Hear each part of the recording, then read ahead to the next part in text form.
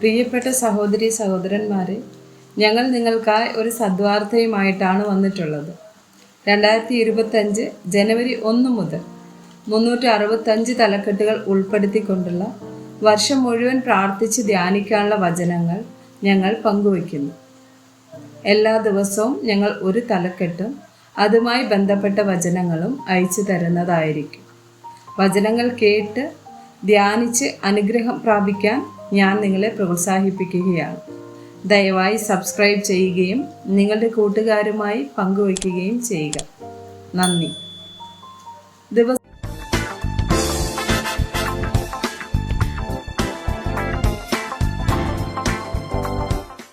ദിവസം 83. ക്രിസ്തുവിനെ നിഷേധിക്കുക. മത്തായി 10 വചനം 33. മനുഷ്യരുടെ മുമ്പിൽ എന്നെ തള്ളിപ്പറയുന്നവനെയും എൻ്റെ പിതാവിൻ മുമ്പിൽ ഞാനും തള്ളിപ്പറയും. മത്തായി 26 35 74 75 വചനങ്ങൾ.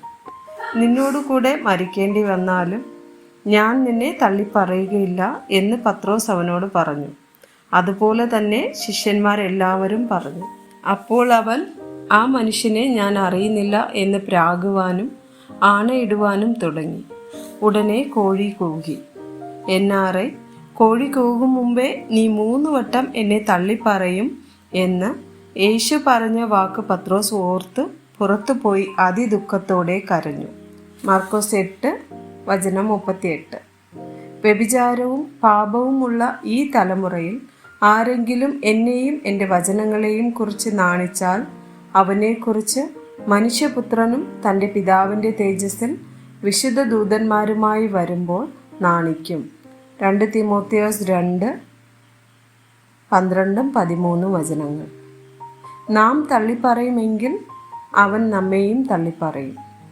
നാം അവിശ്വസ്തരായി തീർന്നാലും അവൻ വിശ്വസ്തനായി പാർക്കുന്നു. തൻ്റെ സ്വഭാവം ത്യജിപ്പാൻ അവന് കഴിയുകയില്ലല്ലോ. ഈ വചനം വിശ്വാസയോഗ്യമാകുന്നു. 1 യോഹന്നാൻ 2 വചനം 22.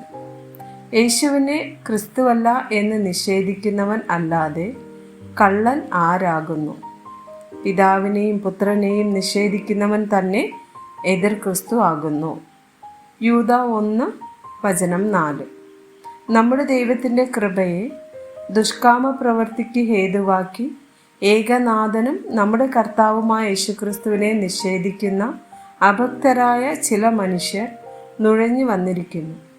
അവരുടെ ഈ ശിക്ഷാവിധി പണ്ട് തന്നെ എഴുതിയിരിക്കുന്നു. ആമേൻ.